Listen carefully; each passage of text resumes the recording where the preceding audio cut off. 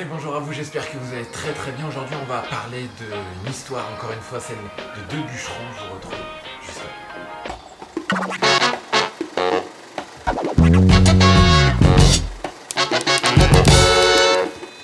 Alors aujourd'hui, je vous partage une histoire, celle de deux bûcherons, et vous la connaissez peut-être déjà. Et ce qui est important, c'est pas de la connaître, c'est peut-être dans tout ce que je vais vous dire, ou dans la façon de me tenir, de la façon de la raconter, ou du processus qu'il y a derrière, vous allez peut-être pouvoir appliquer quelque chose de nouveau, peut-être trouver une clé que voilà, vous n'appliquez pas encore dans tous vos domaines de vie. Et peut-être que cette histoire, si vous l'écoutiez jusqu'au bout, on va essayer d'aller un petit peu plus loin dans cette histoire, vous pourrez trouver une petite clé. Alors, on commence sans plus tarder.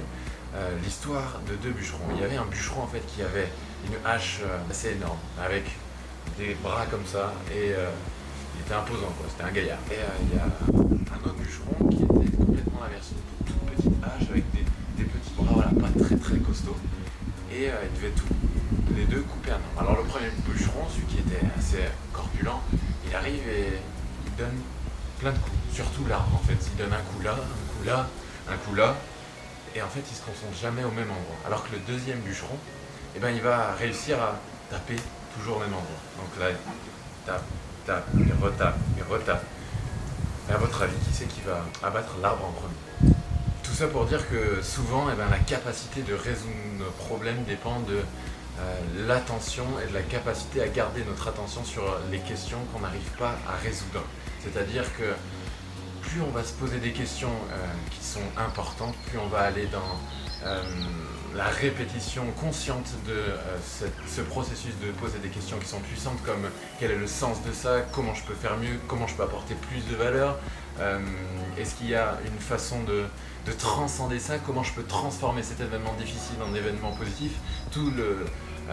La richesse vient des questions, dans la communication, dans les conversations, on arrive à trouver des résultats. Donc ça dépend réellement de la capacité à mettre notre attention et à garder cette attention sur les questions qui sont puissantes. On peut également, comme à l'image du bûcheron, taper un peu moins haut, c'est-à-dire à répéter des processus comme faire des vidéos, répéter des processus comme s'entraîner tous les jours, etc., travailler par petits pas, voilà. Mais ça devient encore plus puissant quand on s'élève un petit peu et en fait on se pose les bonnes questions, on essaye de répéter ces questions, comme la question 1 milliard. Qu'est-ce que, si j'avais 1 milliard sur mon compte en banque et de l'argent pour mes 40 descendants, qu'est-ce que je ferais de mon temps? C'est ça. La question aussi pour trouver son orientation qui m'a bien aidé, celle du paradis sur terre. Quelle est ta vision du paradis sur terre? À quoi ça correspond? Et c'est pas du tout la même question que qu'est-ce que tu veux faire plus tard. Pourtant, on arrive à des réponses qui sont plus puissantes. Donc voilà, l'histoire des deux bûcherons, j'espère que ça vous a plu. En tout cas, même si vous la connaissez, c'est intéressant pour moi de la répéter, pour la maîtriser réellement. Enseigner pour apprendre, c'est une grosse clé. J'espère que vous l'enseignerez à votre tour à votre entourage. En tout cas, on se laisse là-dessus. Très courte vidéo, c'est chaud pour moi en ce moment. On se retrouve très vite après les partiels. Bisous.